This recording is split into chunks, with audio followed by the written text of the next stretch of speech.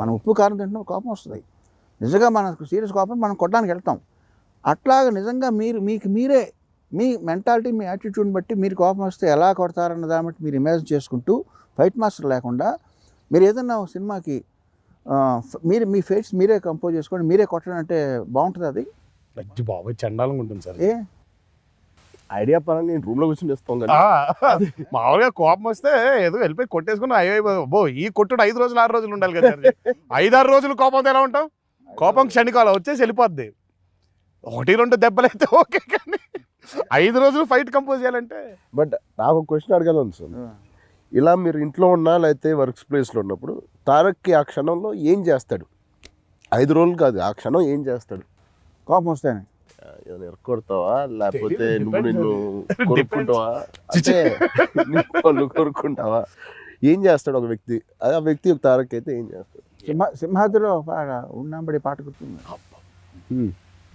అలా పరిగెత్తా కొంతమంది అలా పాట బ్యాక్గ్రౌండ్ వేసుకొని పరిగెడుతున్నారు. సరే ఇప్పుడు మన సుమ కనకల గారు ఉన్నారు కదండి, నేను కనీసం 1000-2000 ఆడియో రిలీజ్ ఫంక్షన్స్లో నేను చూసుంటాను. అందులో 500 ఫంక్షన్ నేనే అక్కడ ఉండి నేను ఇంటరాక్ట్ అయి ఉంటాను. మీరు కూడా చూసుంటారు. సో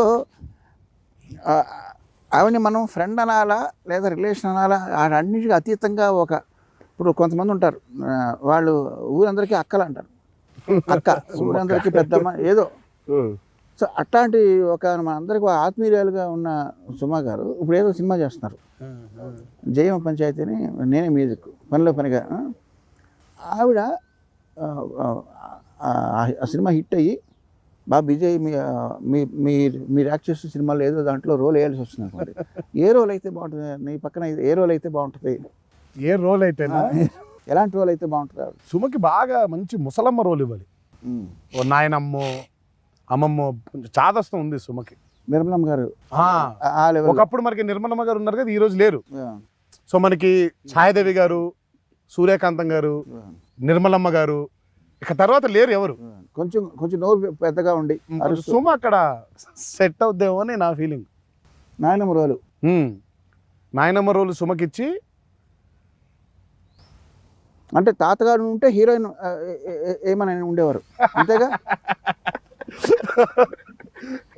చరణ్ ఒక మంచి పంచాయతీ ఉంటే అది సార్ట్అవుట్ చేసే ఆవిడలాగా, ఏదైనా ఇద్దరు ఒక సమస్య ఉంది సినిమాలో, ఒక ప్రాబ్లం వచ్చింది, మధ్యలో దాన్ని ఒక కామికల్గా అందరినీ ఎవరిని హర్ట్ చేయకుండా ఈజీగా సర్దుపోటు దాన్ని.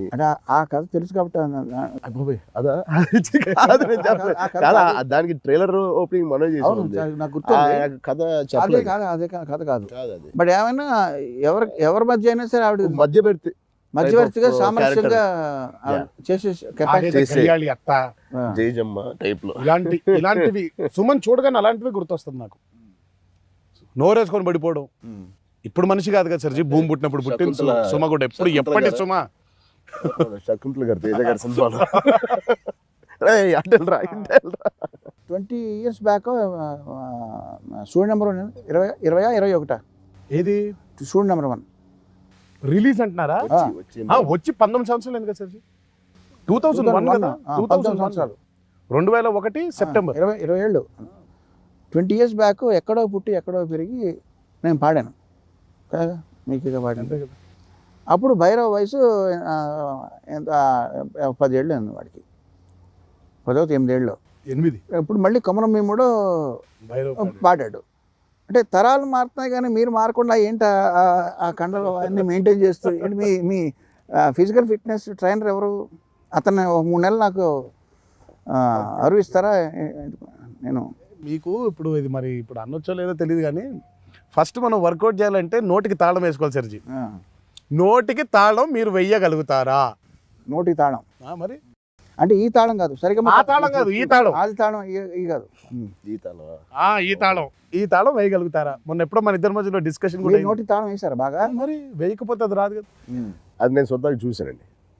అంటే it's basically if you need that body surgery that golden rule.